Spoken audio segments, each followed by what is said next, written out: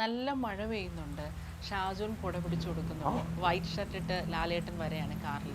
തൊട്ടടുത്ത സീനിൽ കറുത്ത ഷർട്ട് ഇട്ട് ലാലേട്ടനാണ്. അപ്പോൾ അതിൻ്റെ ബാക്ക്ഗ്രൗണ്ടിൽ ആനന്ദിൻ്റെ വോയിസ് ആണ്.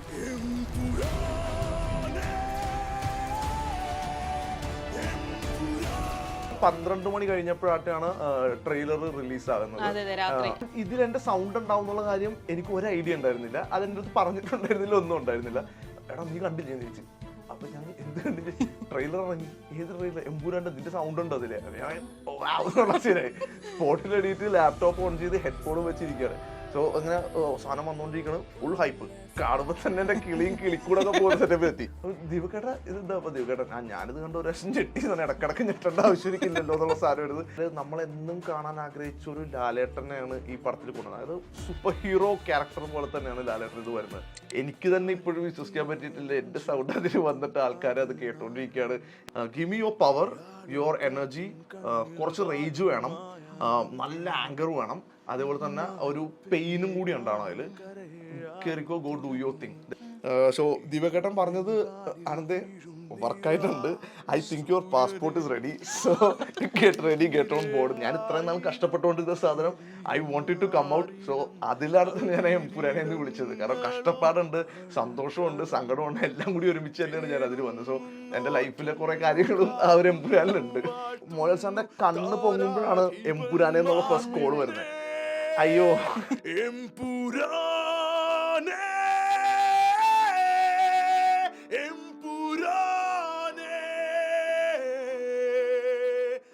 ഇന്ദ്രജിത്ത് അതിൽ പറയുന്നുണ്ട് തിരിച്ചു വരാനുള്ള സമയമായിട്ടുണ്ടെന്ന്. സോ ആ തിരിച്ചു വരവിന് വേണ്ടിയിട്ടുള്ള ഒരു കോളാണ് ഇതിൽ വരുന്നത്.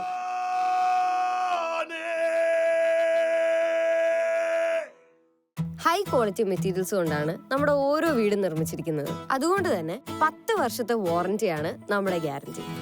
ഇതുപോലൊരു വീടല്ലേ സർ ആഗ്രഹിക്കുന്നത്? ഇങ്ങനൊരു വീട് ആരാണ് ആഗ്രഹിക്കാത്തത്? Byte Homes for Kerala's leading tech enabled home builder.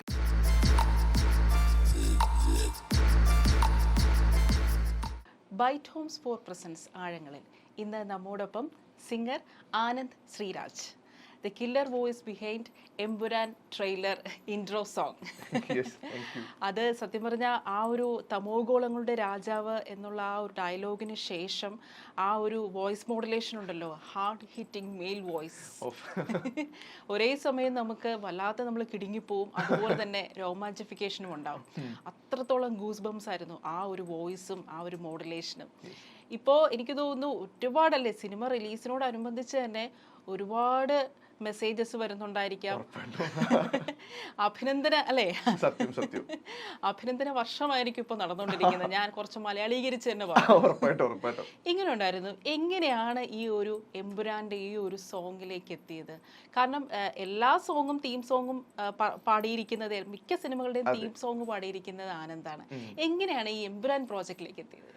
Empuraan project actually ഒരു 4 years ബിഫോർ എന്നുള്ളൊരു സംഭവത്തിലേക്ക് നമുക്ക് ചിന്തിക്കേണ്ടി വരും. അതായത് നോട്ട് 4 years അല്ല, കൊറോണക്ക് മുന്നെയാണ് ആക്ച്വലി ഞാൻ ദീപക് സാറിനെ ഫസ്റ്റ് ടൈം മീറ്റ് ചെയ്യുന്നത്. അതായത് നമ്മുടെ ബാൻഡിന്റെ ഒരു ഷോ ഉണ്ടായിരുന്നു അന്ന്. അത് കണ്ടിട്ട് പോളി ചേട്ടൻ എന്ന് പറഞ്ഞ ഒരു ബേസ് ഗിറ്റാറിസ്റ്റ് ഉണ്ട്. അതായത് നമ്മുടെ 13AD എന്ന് പറഞ്ഞ ബാൻഡിലും മസാല കോഫിയിലെല്ലാം പെർഫോം ചെയ്യുന്ന ആളാണ്. സോ പുള്ളി എന്നെ കണ്ടു, പുള്ളിക്ക് ഇഷ്ടപ്പെട്ടു. ദെൻ ഒരു 1 month കഴിഞ്ഞപ്പോഴത്തേക്കും എനിക്ക് പോളിച്ചേട്ടൻ ഒരു കോൾ വരാണ്. അന്ന് ഞാൻ MBA ചെയ്തുകൊണ്ടിരിക്കുകയാണ് കുശാറ്റിൽ. ക്ലാസ്സിൻ്റെ ഇടയിൽ ചേട്ടൻ്റെ കോൾ വന്നപ്പോൾ ഞാൻ സംസാരിച്ചപ്പോഴത്തേക്കും വാസ് ലൈക്ക് ദീപക് ദേവിൻ്റെ സ്റ്റുഡിയോയിലേക്ക് വരണം എന്ന് പറഞ്ഞ അടുത്ത് ഞാൻ ഓക്കെ അടിച്ചു. സോ ദ തിങ് വാസ് ദീപക്കേട്ടൻ്റെ ബിഗ് ബ്രദറിൻ്റെ മൂവി ലോഞ്ച് നടക്കായിരുന്നു, ഓഡിയോ ലോഞ്ച്. അന്ന് ദീപക്കേട്ടൻ്റെ ബാൻഡ് പെർഫോം ചെയ്യുന്നുണ്ട്. സോ അവർക്ക് റിഹേഴ്സൽ ചെയ്യാൻ വേണ്ടിയിട്ട് ഒരു സിംഗറിന് ആവശ്യമുണ്ടായിരുന്നു. അതാണ് സംഭവം. ലൈക്ക് പാടാൻ ഓൺ സ്റ്റേജ് അല്ല, റിഹേഴ്സലിന് വേണ്ടിയിട്ട്. സോ ഞാൻ അവിടെ ചെന്ന് ദീപക്കേട്ടനെ കണ്ട് സംസാരിച്ച് ചേട്ടൻ്റെ അടുത്ത് പറഞ്ഞ് എംപുരാനും അതേപോലെ തന്നെ കടവുളെ പോലെ സോങ് ഇത് 2 എൻ്റെ അടുത്ത് പഠിച്ചിട്ട് വരാൻ പറഞ്ഞ് നമുക്ക് ട്രൈ ചെയ്യണം എന്ന് പറഞ്ഞു. ഇൻ 2 weeks അതെല്ലാം സെറ്റ് ചെയ്ത് ഞാൻ പെർഫോം ചെയ്ത് കഴിഞ്ഞ് ദീപക്കേട്ടൻ എന്നെ തിരിഞ്ഞു നോക്കിയിട്ട് പറഞ്ഞ് പ്രാക്ടീസ് മാത്രമാക്കണ്ട, നമുക്ക് പെർഫോം ചെയ്യാം, സ്റ്റേജിലേക്കും കൂടി കയറിക്കോളൂ എന്ന് പറഞ്ഞ്. സോ അങ്ങനെയാണ് ഫസ്റ്റ് ടൈം ദീപക്കേട്ടനെ കാണുന്നതും ദീപക്കേട്ടനോട് പെർഫോം ചെയ്യുന്നതും. പിന്നെ അവിടെ തൊട്ടിട്ട് ദീപക്കേട്ടൻ എന്നെ ലൈക്ക് ഒരു സിനിമയുടെ ഫോമിൽ പറയാന്നുണ്ടെങ്കിൽ Deepak Dev is the Empuraan for me. എൻ്റെ ലൈഫിലെ എൻ്റെ എംപുരാൻ എന്ന് പറഞ്ഞാൽ ദീപക്കേട്ടനാണ്. കാരണം ദീപക്കേട്ടൻ എനിക്ക് വേണ്ടി അതേപോലെ എനിക്ക് ഒരുപാട് ഓപ്പർച്യൂണിറ്റീസ് തന്നിട്ടുണ്ട്. ലൈക്ക് എൻ്റെ ലിമിറ്റ്സിൽ നിന്ന് എന്നെ പുഷ് ചെയ്തിട്ടുണ്ട് മാക്സിമം എൻ്റെ അടുത്ത് നിന്ന് കിട്ടാനായിട്ട്. ആൻഡ് ഫൈനലി ദീപകേട്ടൻ പറഞ്ഞിട്ടുണ്ടായിരുന്നു I will give you one banger, ഉറപ്പായിട്ടും നിനക്കൊരു നല്ലൊരു ട്രാക്ക് ഞാൻ തരും, ആ കോളിന് വേണ്ടി നീ വെയിറ്റ് ചെയ്ത് നിന്നോളൂ, എപ്പോഴാണെന്ന് വെച്ചാൽ വിളിക്കും, ബി പ്രിപ്പയർഡ് ഫോർ ഇറ്റ് എന്ന് പറഞ്ഞിട്ടുണ്ടായി. And this happened. അല്ല, ഇത്രയും ഒരു ഗൂസ് ബംസ് നൽകുന്ന അത്രത്തോളം ഒരു നമ്മളെയൊക്കെ കേൾക്കുമ്പോൾ തന്നെ അത്രയും വൈബ്രന്റ് ആയിട്ടുള്ള ഒരു മോഡുലേഷൻ ആണല്ലോ. അപ്പൊ ഇപ്പൊ തന്നെ പറഞ്ഞായിരുന്നു എനിക്ക് ഒരുപാട് ലിമിറ്റേഷൻസ് ഒക്കെ ഉണ്ടായിരുന്നു, അതിൽ നിന്നൊക്കെ പുഷ് ചെയ്ത് സഹായിച്ചത് ദീപക് ദേവാണ്. എന്താണ് ഇപ്പം ഇങ്ങനെ ഒരു തീം സോങ്, അതായത് ഏറ്റവും നമ്മൾ ശ്രദ്ധിക്കപ്പെടുന്ന ആ ഒരു പോർഷൻ പാടാനായിട്ട് എന്തെങ്കിലും ഈ ലിമിറ്റേഷൻസ് മനസ്സിൽ വെച്ചുകൊണ്ട് തന്നെ എന്തെങ്കിലും തടസ്സങ്ങൾ ഉണ്ടായിരുന്നോ? ഇല്ല, ആക്ച്വലി ഈ ഒരു സ്റ്റേജിലേക്ക് എത്തിയപ്പോഴത്തേക്കും ഞാൻ പറഞ്ഞു, ഒരു 4 years ആയിട്ട് ഞാൻ ദീപകണ്ണ അറിയാം. ദീപകണ്ണ ചെറിയ സിനിമകളിലെല്ലാം എന്നെ വിളിക്കാറുണ്ട്, തലവനിൽ ഞാൻ പാടിയായിരുന്നു. സോ ദീപകണ്ണ അറിയാം എൻ്റെ അടുത്ത് എന്താണ് കിട്ടാനുള്ളതെന്ന് ആൾക്കറിയാം. സോ എന്നെ വിളിച്ചിട്ട് ദീപകണ്ണ പറഞ്ഞത് വേറൊന്നും നീ ആലോചിക്കണ്ട, give me your power, your energy, കുറച്ച് റേജ് വേണം, നല്ല ആങ്കർ വേണം, അതേപോലെ തന്നെ ഒരു പെയിനും കൂടി ഉണ്ടാവണം അതിൽ. കയറിക്കോ, go do your thing, that's what he said. നേരെ സ്റ്റുഡിയോയിൽ കയറി വി സ്റ്റാർട്ടഡ് ഡൂയിങ്. പക്ഷേ പറഞ്ഞ പോലെ ഒരു 3-4 തവണ ഞാനിത് പാടിയിട്ടുണ്ട്. എന്നിട്ടാണ് ലൈക്ക് റിഫൈൻ ചെയ്തിട്ടാണ് ദീപകേട്ടന് വേണ്ട ഒരു സംഭവത്തിലേക്ക് എത്തിയത്. പിന്നെ ഡെഫിനറ്റ്ലി എൻ്റെ സൗണ്ടിൻ്റെ സംഭവം മാത്രമല്ല, ആ ഒരു മെലഡി ചെയ്തു വെച്ചേക്കുന്നത് ദീപകേട്ടൻ അത് കമ്പോസ് ചെയ്ത് വെച്ചേക്കുന്നതും ഭയങ്കര നമ്മുടെ ഉള്ളിലുള്ള എന്തോ സാധനത്തിന് ഭയങ്കരമായിട്ട് എലവേറ്റ് ചെയ്യുന്ന രീതിയിലാണ് എംപുരാൻ എന്ന് പറഞ്ഞാൽ കോള് ദീപകേട്ടൻ കമ്പോസ് ചെയ്ത് വെച്ചത്. ആൻഡ് ദെൻ പിന്നെ ഞാൻ അതിന് വോയിസ് കൊടുത്തുള്ള സംഭവം മാത്രമേ ഉള്ളൂ. ആൻഡ് താങ്ക്ഫുള്ളി ഇറ്റ് ക്ലിക്ക്ഡ്, എല്ലാവർക്കും ഭയങ്കര ഇഷ്ടപ്പെട്ട സംഭവം. അങ്ങനെ ദീപക് ദേവ് തന്നെ പറഞ്ഞല്ലോ, ആങ്കർ വേണം, പവർ വേണം, എനർജി വേണം. അപ്പോൾ ഈ ഒരു സോങ്ങിന്റെ തന്നെ ഒരു തീം എന്ന് പറയുന്നത് ഒരു ഡാർക്ക്നെസ്സിനെ എക്സ്പ്ലോർ ചെയ്യുന്ന ഒരു സംഭവമാണ്. അതായത് ഈ സ്റ്റീഫൻ നെടുമ്പള്ളി എന്ന പ്രധാന കഥാപാത്രത്തിന്റെ ഉള്ളില് അണയാതിരിക്കുന്ന ഒരു പവറുണ്ട്, ഒരു നിഗൂഢമായ ഒരു പവറുണ്ട്. ആ പവർ ഇപ്പൊ ഇന്റർവ്യൂസിലൊക്കെ പറയുന്നുണ്ടല്ലോ, മുരളി ഗോപിയൊക്കെ പറയുന്നുണ്ട്, ബിറ്റ് ഓഫ് ഐസ്ബർഗ് ആണ് അത്. ഇപ്പോൾ എമ്പുരാനിൽ ഇപ്പോൾ പതുക്കെ ആ ഇരുട്ടിനെ എക്സ്പ്ലോർ ചെയ്തുകൊണ്ടിരിക്കുകയാണ്. അപ്പം ആ ഒരു പാട്ട് പാടുമ്പോൾ ഇപ്പൊ ഈ ആങ്കർ, അതുപോലെ തന്നെ പവർ, എനർജി, നമ്മുടെ ഉള്ളിലും ചില ഇമോഷൻസ് കടന്നു പോയില്ലേ? എന്ത് ഇമോഷൻസ് ആണ് ആ സമയത്ത് കടന്നുപോയത്? ആ സമയത്ത് ലാലേട്ടനായിരുന്നോ മനസ്സിൽ മുഴുവൻ, ആ ഒരു കഥാപാത്രമായിരുന്നോ, അതോ സ്വന്തം ലൈഫിൽ നിന്നുള്ള എന്തെങ്കിലും എക്സ്പീരിയൻസ് ആയിരുന്നോ? ആ ഒരു സമയത്ത് ശരിക്കും ഞാനും എൻ്റെ മനസ്സിൽ ലൈക്ക് എനിക്കൊരു ക്യാരക്ടർ ഉണ്ട്. ഈ ഒരു ലാൽ സാർ ഉണ്ടെന്ന് വെച്ചാൽ ഉറപ്പായിട്ട് ലാൽ സാർ ഉണ്ട്. പക്ഷെ നമ്മുടെ മൈൻഡിൽ ഒരു ക്യാരക്ടർ ഉണ്ട്, ലൈക്ക് ഞാൻ ഡേഞ്ചറിലാണ്, എനിക്ക് എന്തോ ആവശ്യമുണ്ട്, സോ ഞാൻ കോൾ ഔട്ട് ചെയ്യാണ്, ലൈക്ക് എന്നെ ബുദ്ധിമുട്ടിക്കാൻ തന്നെ ഇതിൽ നിന്ന് രക്ഷപ്പെടുത്തുന്നുള്ള ഒരു സംഭവം. ആൻഡ് ഞാൻ പെർഫോം ചെയ്തുകൊണ്ടിരിക്കുന്ന മിക്ക ട്രാക്കുകളും ഞാൻ റോക്ക് സിംഗറാണ്. സോ അങ്ങനെ എല്ലാവരും ഡാർക്ക് ഓറിയന്റഡ് ആയിട്ടുള്ള സോങ്സാണ് ഞാൻ കേൾക്കുന്നത്. സോ എനിക്ക് ആ ഇമോഷൻ എന്താണെന്ന് അറിയാം. ആൻഡ് ഇത് പാടുന്ന ആൾക്കാരുടെ ഉള്ളിലുള്ള ഇമോഷൻസ് എന്താണെന്ന് നമുക്കറിയാം. ലൈക്ക് അവരെല്ലാവരും ഭയങ്കര മെന്റലി കുറച്ച് പ്രശ്നങ്ങളിൽ കൂടി പോകുന്ന ആൾക്കാരായിരിക്കും. So I try to put it all inside my head. Like അങ്ങനത്തെ കുറച്ച് സാധനങ്ങൾ ഇടാൻ നോക്കി. പിന്നെ ഉറപ്പായിട്ടും എനിക്കിത് ഇങ്ങനെ വരണം എന്നുള്ളത് എൻ്റെയും കൂടി നിർബന്ധമുണ്ട്. കാരണം ദീപകേട്ടൻ എനിക്കൊണ്ട് ഇത്രയും ചെയ്ത് എന്നെ അവിടം വരെ എത്തിച്ച് ഇത് പാടിക്കോളെന്ന് പറഞ്ഞാൽ മൈക്രോഫോണിന്റെ ഫ്രണ്ടിൽ കൊണ്ട് നിർത്തി. ഇനി അത് പൃഥ്വിരാജ് സാർ ആക്സെപ്റ്റ് ചെയ്യാന്നുള്ളത് കംപ്ലീറ്റ്ലി എൻ്റെ കയ്യിൽ മാത്രം ഇരിക്കുന്ന സാധനമാണ്. സോ അതും എൻ്റെ തലയിലുണ്ടായിരുന്നു. സോ ഞാൻ ഇത്രയും നാൾ കഷ്ടപ്പെട്ടുകൊണ്ടിരുന്ന സാധനം I wanted to come out. So അതിലാണ് തന്നെ ഞാൻ എംപുരാനെ എന്ന് വിളിച്ചത്. കാരണം കഷ്ടപ്പാടുണ്ട്, സന്തോഷമുണ്ട്, സങ്കടമുണ്ട്, എല്ലാം കൂടി ഒരുമിച്ച് തന്നെയാണ് ഞാൻ അതിൽ വന്നത്. സോ എൻ്റെ ലൈഫിലെ കുറെ കാര്യങ്ങളും ആ ഒരു എംപുരാനിലുണ്ട്. ഇപ്പൊ ഒന്ന് ദീപക് ദേവിനെ മനസ്സിൽ വിചാരിച്ച് തന്നെ ഒന്ന് എംപുരാനെ ഒന്ന് വിളിക്കാമോ? ഉറപ്പായിട്ടും. ഞാൻ ആക്ച്വലി നമ്മളിപ്പോ കേട്ട വേർഷൻ ഇറ്റ്സ് ഒരു ഫുൾ സോങ് ഉണ്ട്. ആ ഫുൾ സോങ് പഴയ വേർഷനിലെക്കാട്ടും കുറച്ച് വേരിയേഷൻസ് വരുത്തിയിട്ടുണ്ട്. പക്ഷെ അൺഫോർച്ചുനേറ്റ്ലി നമുക്ക് പുതിയ സോങ് പാടാൻ പറ്റില്ല, കാരണം അത് റിലീസാകാതെ നമുക്ക് ചെയ്യാൻ പറ്റില്ല. സോ ഞാൻ നമ്മുടെ പഴയ സോങ്ങിന്റെ ഒരു ബിറ്റും ഇൻക്ലൂഡിങ് നമ്മുടെ ഇപ്പൊ നിങ്ങൾ കേട്ട കോറസും കൂടിയായിട്ട് will play. So Sonu Milton എന്നെ അക്കമ്പനി ചെയ്യുന്നതായിരിക്കും. We work in the same band. ഞങ്ങളുടെ പേര് വില്ലിംഗ്ടൺ ഐലൻഡ് എന്നാണ്. So definitely do check us out. സ്പോട്ടിഫൈയിലും യൂട്യൂബിലെല്ലാം ഉണ്ട്. So Empuraan for you all.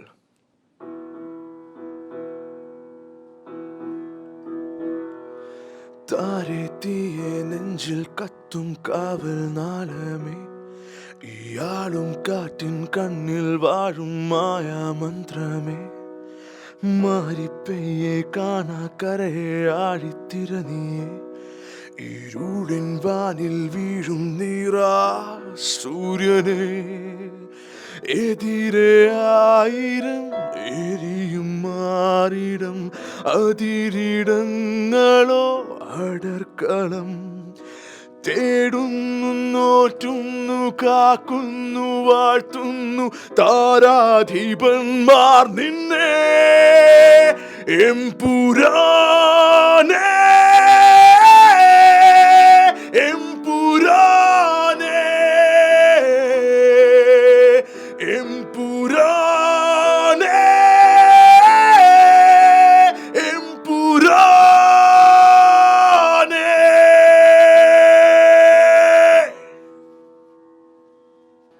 Super.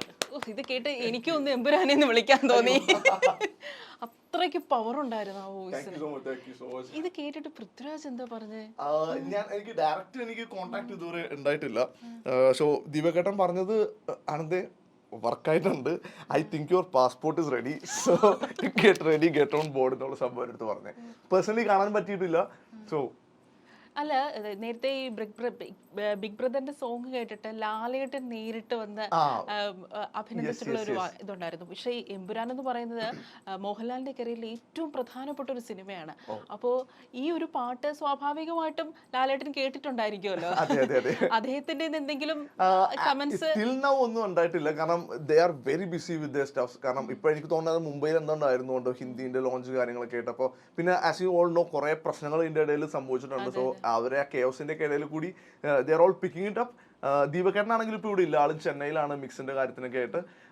ദീപകേട്ടനെ ഞാൻ പേഴ്സണലി മെസ്സേജ് അയച്ചിട്ടുണ്ടായിരുന്നു, വിളിച്ചില്ല. കാരണം it will be disturbing for them. കാരണം അവർ അത്രയും പണിയെടുത്തുകൊണ്ടിരിക്കുന്ന സമയത്ത് നമ്മൾ അതിനെ വിളിച്ച് എനിക്ക് സന്തോഷമായി എന്ന് പറയുന്നത് അതിനെക്കാട്ടും വലിയ കാര്യത്തിലേക്ക് അവർ നിൽക്കുന്നത്. സോ അത് തന്നെ പ്രതീക്ഷിക്കുന്നുണ്ട് എപ്പോഴെങ്കിലും വിളിക്കുന്നുള്ളത്. കാരണം ലാൽ സാർ എന്നെ പേഴ്സണലി വിളിച്ചിട്ടുണ്ടായിരുന്നു അന്ന് ബിഗ് ബ്രദർ ഷോ കഴിഞ്ഞപ്പോഴത്തേക്കും. സോ വിളിക്കാതിരിക്കണം. ഇപ്പൊ 6 മാസത്തോളം ദീപക് ദേവ് എമ്പുരാന്റെ പിന്നാലെ ആയിരുന്നു. ദീപക് ദേവിനോടൊപ്പം ആനന്ദം ഉണ്ടായിരുന്നു അല്ലേ? അതായത് മ്യൂസിക്, ഈ പാട്ടുകൾ കമ്പോസ് ചെയ്യുന്ന സമയത്ത് ഓരോ സോങ് കഴിയുമ്പോഴത്തേക്കും ദീപകൻ എന്നെ വിളിക്കും, ലൈക്ക് ട്രാക്ക് പാടാനായിട്ട്, സിംഗർക്ക് റെഫറൻസ് ആയിട്ട് കൊടുക്കാൻ വേണ്ടിയിട്ടും. പിന്നെ പറഞ്ഞ പോലെ ഏതാണ് ക്ലിക്ക് ആകുന്നതെന്ന് അറിയില്ലല്ലോ, പൃഥ്വിരാജിന് ഏതാണ് ഇഷ്ടപ്പെടുന്നത് അത് എടുത്തോളോ പറയുന്നതിന് വേണ്ടിയിട്ട് ഞാൻ എല്ലാ സോങ്സും പോയി പാടിയിട്ടുണ്ട്. പിന്നെ ഇതിന്റെ കമ്പോസിങ് സൈഡ് ദീപകേട്ടൻ പറഞ്ഞു വെച്ചിട്ട് ആളൊരു 2 വർഷമായിട്ട് ആക്ച്വലി ഇതിന്റെ പുറകിലാണ്.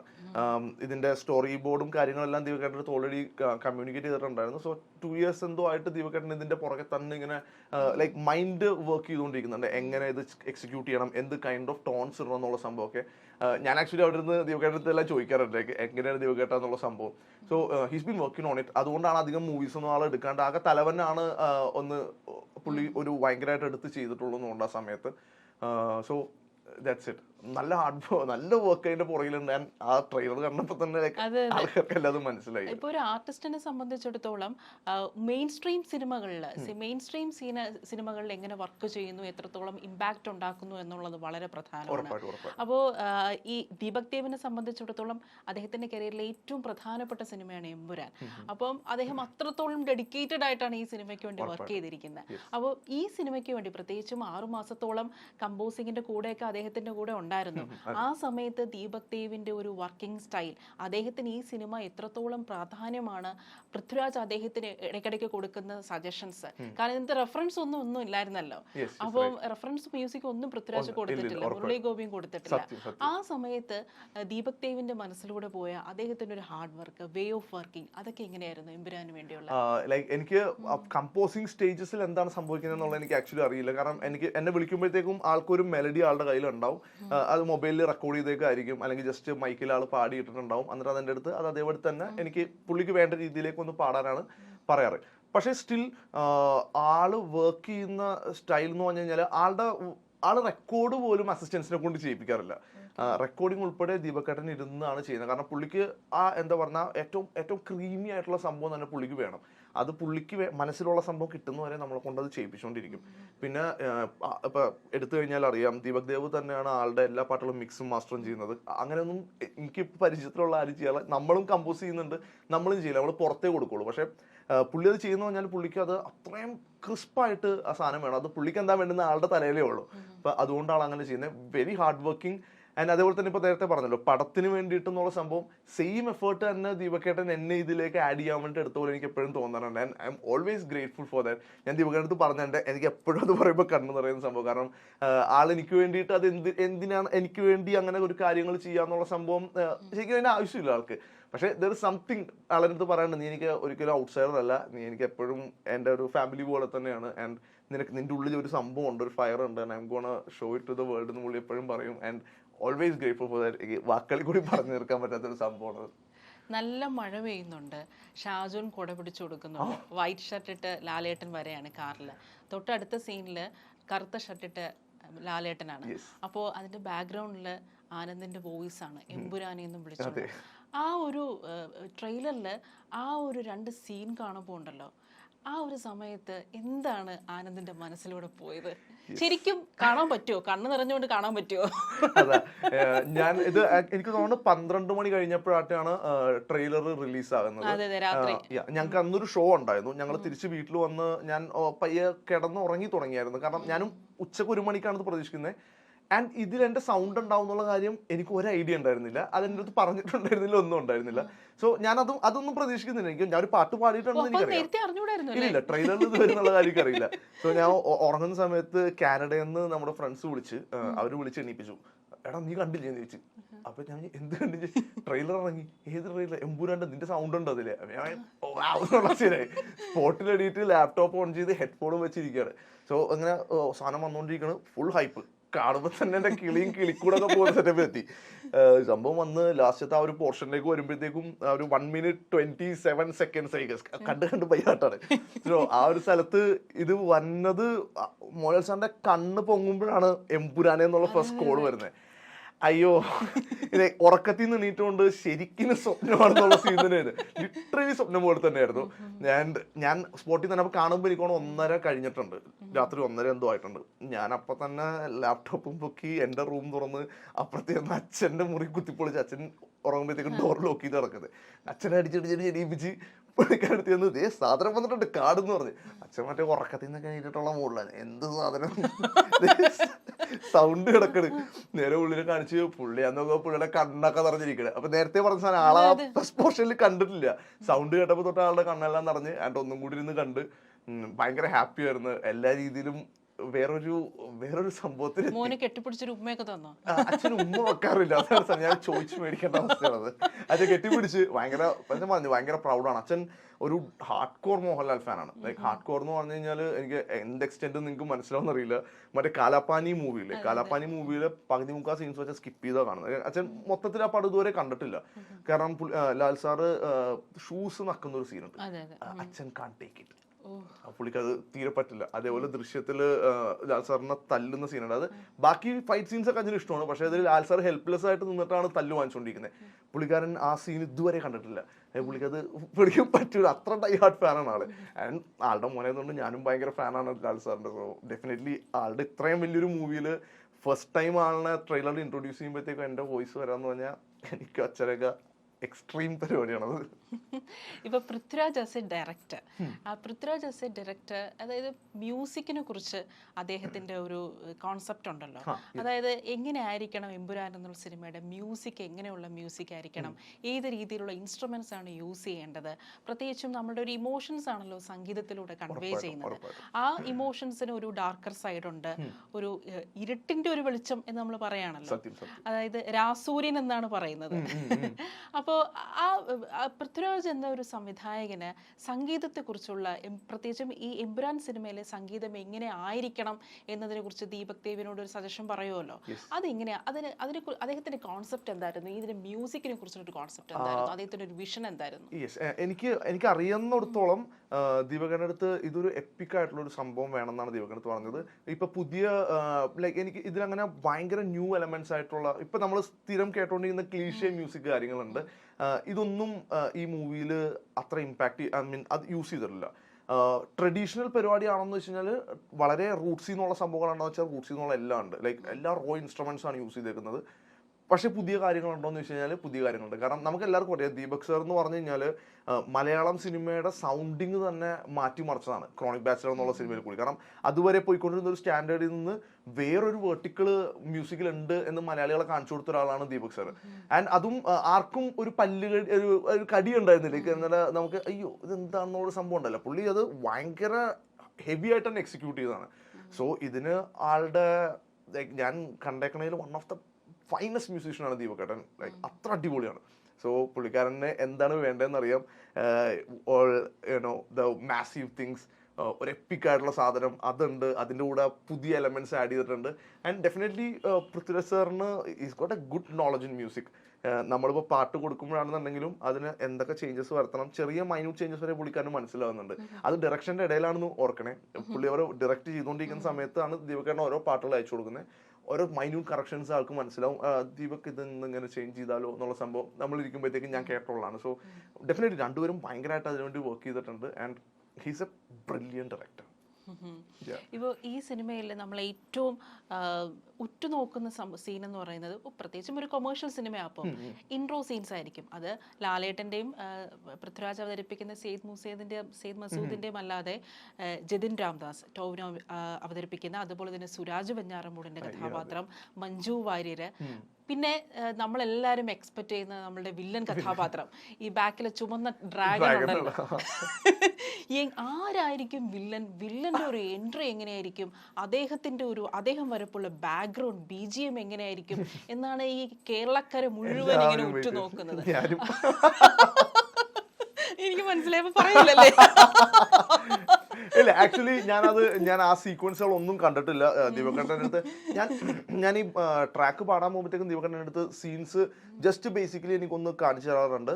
എടാ ഇതാണ് സീക്വൻസ്, സോ ഈ ഒരു സാധനം എനിക്ക് അവിടെ വേണം, പിന്നെ കാര്യങ്ങൾ പറഞ്ഞു തരും, ഇതാണ് സിറ്റുവേഷൻ, അപ്പോൾ ഇതനുസരിച്ച് അയക്കണം, നീ അത് ചെയ്യേണ്ടത്. അപ്പോൾ കുറച്ചുകൂടി ഇമ്പാക്റ്റ് ആക്കാൻ വേണ്ടിയിട്ടാണ് ആളുടെ സീൻ ഉണ്ടെന്നുണ്ടെങ്കിൽ എനിക്ക് കാണിച്ചു തരുന്നത്. പക്ഷേ ടിൽ ഡേറ്റ് ഞാനിപ്പോൾ ഈ പോയി വരുന്ന ഇടയിൽ ലാസ്റ്റ് ദിവസമൊക്കെ ഞാൻ അത്യാവശ്യം കുറേ നേരം ആളുടെ കൂടി ഇരുന്നിട്ടുണ്ട്. പക്ഷെ ടിൽ ഡേറ്റ് ആ വില്ലന്റെ ഒരു സീക്വൻസ് പോലും ഞാൻ കണ്ടിട്ടില്ല.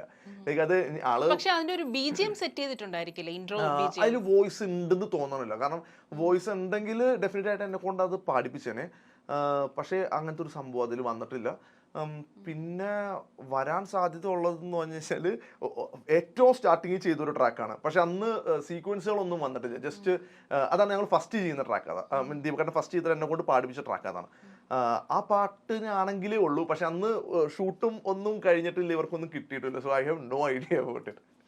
ഇപ്പോൾ ഈ കമ്പോസ് ചെയ്യുന്ന സമയത്ത് തന്നെ ഈ അതായത് ഈ കമ്പോസിങ്ങിന് ആവശ്യമായിട്ടുള്ള വിഷ്വൽസ് പൃഥ്വിരാജ് ദീപക്കിന് ഇങ്ങനെ അയച്ചു കൊടുത്തിട്ടുണ്ടായിരുന്നു. ആ വിഷ്വൽസ് കണ്ട് ദീപക് ദേവ് ഞെട്ടിപ്പോയി എന്നൊക്കെ ഇന്റർവ്യൂവിൽ പറഞ്ഞിട്ടുണ്ടായിരുന്നു.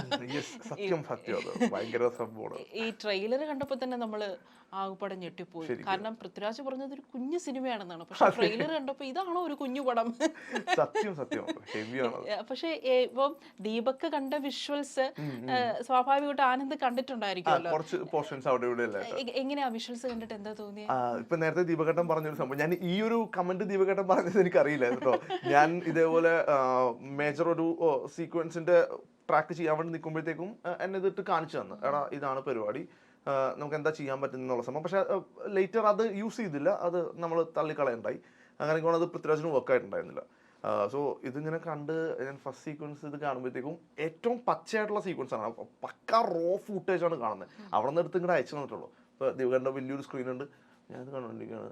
ആ സീൻ ഇങ്ങനെ തുടങ്ങിയതും എൻ്റെ കണ്ണാദ്യം വൈഡായി, പിന്നെ വായ തുറന്ന് ഞാൻ കേൾക്കാം. ദീപകേട്ടൻ എൻ്റെ റൈറ്റ് സൈഡിൽ ഇരിക്കുന്നുണ്ട്, ദീപകേട്ടൻ ഇങ്ങനെ തിരിഞ്ഞിരിക്കുന്നു നോക്കി, എന്താണ് ഞാൻ പറഞ്ഞു, ഇതെന്താണ്, എന്ത് പണ്ടാറോണി എടുത്തു വെച്ചേക്കണെന്നുള്ള ചെറുതായിട്ട്, എന്ത് പണ്ടാറോണി എടുത്തു വെച്ചേക്കുന്നത് ദീപകേട്ടാ, ഇതെന്താ. അപ്പൊ ദീപകേട്ടൻ ഞാനിത് കണ്ട ഒരു പ്രാവശ്യം ഞെട്ടി, ഇടക്കിടക്ക് ഞെട്ടേണ്ട ആവശ്യമില്ലല്ലോ എന്നുള്ള സാധനം എടുത്ത് ദീപകേട്ടന്റെ റെസ്പോൺസ്.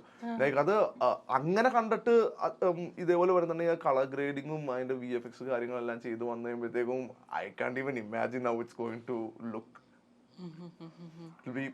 ഭയങ്കര മാസീവ് ആയിരിക്കും.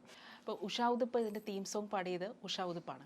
അപ്പോൾ മാമിനെ പൃഥ്വിരാജ് കോണ്ടാക്ട് ചെയ്തപ്പോൾ മാം ഭയങ്കര തിരക്കായിരുന്നു. അപ്പോൾ ഈ ട്രാക്ക് കേട്ടിട്ടാണ് ഉഷാ ഉതുപ്പ് ഓക്കെ പറഞ്ഞതെന്ന് പറഞ്ഞു. ട്രാക്ക് പാടിയത് ആനന്ദല്ലേ പാടിയത്. അപ്പോൾ ഈ ട്രാക്ക് കേട്ടപ്പോൾ ആ ട്രാക്ക് പാടിയ ആളെ കുറിച്ചോ ആ ശബ്ദത്തെ കുറിച്ചോ എന്തെങ്കിലും ഉഷാ മാം പറഞ്ഞിട്ടുണ്ടായിരുന്നോ? എൻ്റെ സൗണ്ട് ആക്ച്വലി ഭയങ്കരമായിട്ട് വർക്ക് ആയിട്ടുണ്ടായിരുന്നു പറഞ്ഞിട്ടുണ്ടായിരുന്നു. അതായത് ദീപകേട്ടനായിട്ട് ഞാൻ സംസാരിച്ചപ്പോൾ പറഞ്ഞാണ്. എനിക്ക് ആക്ച്വലി അത് ഉഷ ദീദിയുടെ റെക്കോർഡിങ് കാണാൻ പോകുന്നത് ഭയങ്കര ആഗ്രഹം ഉണ്ടായി. പക്ഷെ അൺഫോർച്ചുനേറ്റ്ലി പോകാൻ പറ്റിയില്ല. കാരണം ഞാൻ ഭയങ്കരമായിട്ട് അഡ്മയർ ചെയ്യുന്ന ഒരു സിംഗറാണ്. ഇപ്പോഴും നമ്മുടെ ഓൾ ഓവർ ഇന്ത്യ എടുത്ത് നോക്കിയാൽ പോലും ദീദിയുടെ അത്രയും പവർഫുൾ ആയിട്ടുള്ള വോയിസ് ഉള്ള മെയിൽ സിംഗേഴ്സ് വരെ വളരെ കുറവാണ്. എനിക്ക് എപ്പോഴും ഇങ്ങനെ ഭയങ്കര പവർഫുൾ ആയിട്ട് പാടാൻ ഭയങ്കര ഇഷ്ടമുള്ള ആളാണ്. സോ അതെങ്ങനെയാണ് 77 ആവും, ഈ 77ാമത്തെ വയസ്സിലും പുള്ളിക്കാരത്തി ഇങ്ങനത്തെ ഒരു പാട്ട് എടുത്ത് ചെയ്യണം എന്നുണ്ടെന്നുണ്ടെങ്കിൽ ആ കോൺഫിഡൻസ് ഇസ് ബിക്കോസ് ആ തൊണ്ടേൻ്റെ ഉള്ളിൽ ഇപ്പോഴും പരിപാടി ഉണ്ടെന്നുള്ളതുകൊണ്ടാണ്. സോ എനിക്കത് ലൈവായിട്ട് കാണുന്ന ഒരു ആഗ്രഹം ഉണ്ടായിരുന്നു. പക്ഷേ it didn't work. But still ദിവകേട്ടൻ പറഞ്ഞ അത് പുള്ളിക്കാർത്തിക്ക് ഭയങ്കര ഇഷ്ടപ്പെട്ട് ഈ തിരക്കിന്റെ ഇടയിലും ഈ സംഭവം കേട്ട് കഴിഞ്ഞപ്പോഴാണ് ആൾക്കത് വർക്ക് ചെയ്ത് വന്ന് ചെയ്യാന്നുള്ള സംഭവം പറഞ്ഞത്. നേരത്തെ കൽക്കട്ടയിലെ സ്റ്റുഡിയോയിൽ പാടി അയക്കാന്നാണ് പറഞ്ഞത്. പക്ഷേ ട്രാക്ക് കേട്ടപ്പോഴാണ് അതെ, കാരണം അത് മലയാളം കൂടി ആയതുകൊണ്ടും ഒരു പരിപാടി ഉണ്ട്. കാരണം അത് പ്രോപ്പർ ഡിക്ഷൻ കാര്യങ്ങളെല്ലാം കീപ്പ് ചെയ്യണം. സോ അതുകൊണ്ട് she was very interested to fly to Kochi ഇത് ചെയ്യാനായിട്ട്. ആൻഡ് അതും എനിക്ക് ഭയങ്കര ഒരു, കാരണം ചെറിയൊരു പോർഷൻ ഞാനും അതിൽ ചെയ്തിട്ടുണ്ട്, ദീദി തിരിച്ച് മലയാളത്തിൽ വന്നത് പാടാനായിട്ടുള്ളത്. So grateful for that as well. ഇപ്പോൾ ഞാൻ ഈ റിസർച്ചിന്റെ ഭാഗമായിട്ട് ആനന്ദ് പാടിയ കുറെ സ്റ്റേജ് പെർഫോമൻസ് ഞാൻ കേട്ടായിരുന്നു. അതിനകത്ത് ഞാൻ ഈ കേട്ടിരുന്നു പോയത് ചിലപ്പം എന്റെയും കൂടെ ഒരു ഫേവറേറ്റ് സോങ് ആയതുകൊണ്ടായിരിക്കും. ഈ നരൻ എന്നുള്ള സിനിമയിൽ ആ തീം സോങ് ഉണ്ടല്ലോ, അത് ആ സ്റ്റേജിൽ നിന്ന് ആ പാടിയപ്പോൾ ആ ഒരു ആൾക്കാർക്ക് തോന്നിയ ഒരു ഗൂസ് ബംസ്, ആ നരൻ എന്നുള്ള സിനിമയുടെ ആ തീം സോങ് ഒന്നും കൂടെ ഒന്ന് പഠിച്ച്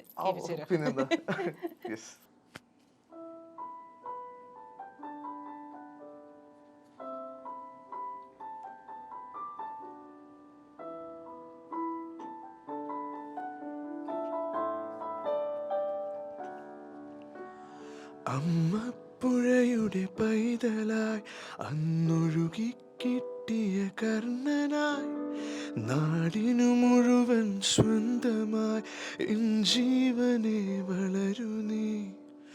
കുടിൽ മെയ്യുവാൻ മുകിലുകൾ, അതിൽ മാറി വീഴ്ചുവരുകൾ, നിനക്കൊരു കുടം കുളിരുമായി പുതുമഴ മണിമഴ വരവായി.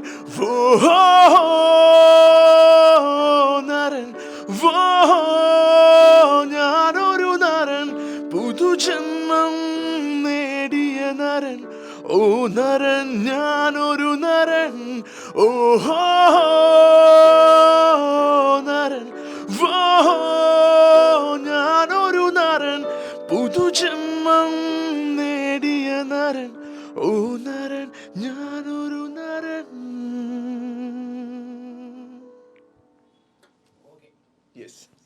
ഭയങ്കര ഫീലാണ് കേട്ടോ ഈ പാട്ട് കേൾക്കുമ്പോൾ.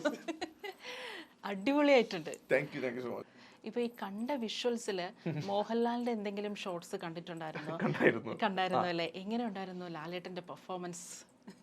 ഒന്നും പറയാനില്ല. ലൈക്ക് പുള്ളിയുടെ ഓറയും ആളെ സ്ക്രീനിൽ വരുമ്പോൾ ഉണ്ടാവുന്ന പ്രസൻസ് ഒക്കെ നമുക്ക്, എനിക്ക് തോന്നുന്നില്ല അത് വേറെ ആർക്കും ആ സാധനം കൊണ്ടുവരാൻ പറ്റുന്നുള്ളൂ. കാരണം ഇപ്പൊ ഈ ട്രെയിലറിൽ തന്നെ ആണെങ്കിലും ജസ്റ്റ് ആ കണ്ണിന്റെ സീക്വൻസ്, ആ പാട്ട് ചിലപ്പോൾ ഒറ്റക്കിട്ട് ആരും കേൾക്കൂലായിരിക്കും, പറയാൻ പറ്റില്ല, അത്രയും ഇതേപോലെ ഇമ്പാക്ട് ഉണ്ടാവില്ലായിരിക്കും. പക്ഷെ ആ ഒരു സീക്വൻസിൽ ആളുടെ കണ്ണിൻ്റെ കൂടെ എംപുരാനെ എന്നുള്ള ഒരു കോളിലാണ് ലൈക്ക് കംപ്ലീറ്റ് ആ സാധനം മാറിയത്.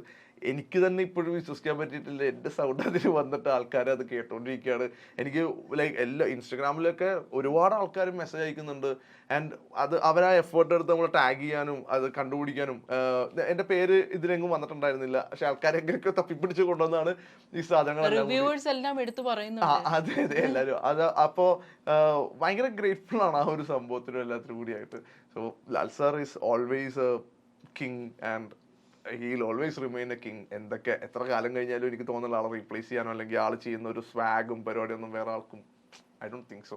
ഇപ്പൊ ഈ പൃഥ്വിരാജിന്റെ ചില ഷോട്ട്സ് നമ്മൾ ട്രെയിലറിൽ കണ്ടല്ലോ, ഈ ഖുറേഷി അബ്രാമിന്റെ ബാക്കിൽ നിന്ന് പൃഥ്വിരാജ് വരുന്നത്.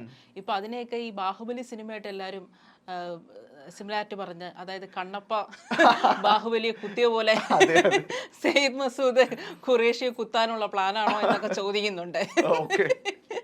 അപ്പോ പൃഥ്വിരാജിന്റെ പെർഫോമൻസിന്റെ വിഷ്വൽസ് ഒക്കെ കണ്ടിട്ടുണ്ടായിരുന്നു? ഞാൻ കുറച്ചൊക്കെ ഷോർട്സ് കണ്ടിട്ടുണ്ടായുള്ളൂ. ഭയങ്കര അധികമായിട്ട് അതൊന്നും എനിക്ക് കാണാൻ പറ്റിയിട്ടുണ്ടായിരുന്നില്ല. പക്ഷെ കണ്ടതിൽ വെച്ചിട്ട് ആളും ലൈക്ക് നല്ല ഭയങ്കര രസമാണ് ആളെ സ്ക്രീനിൽ കാണാനായിട്ട്. ഞാൻ ഇവനും പറയുന്നത് ഭയങ്കര രസമാണ്, എന്ത് ഗ്ലാമറാണ് പണ്ടാറെന്നുള്ള സീനാണ്.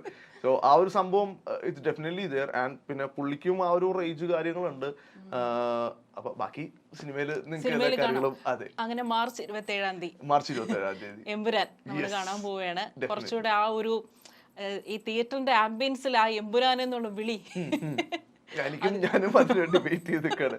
ഞാനും അതിന്റെ ഫുൾ ഫോം ആയിട്ട് അത് ടോട്ടലി അത് പാട്ട് ഫിനിഷ് ചെയ്തിട്ട് ഞാനും കേട്ടിട്ടില്ല.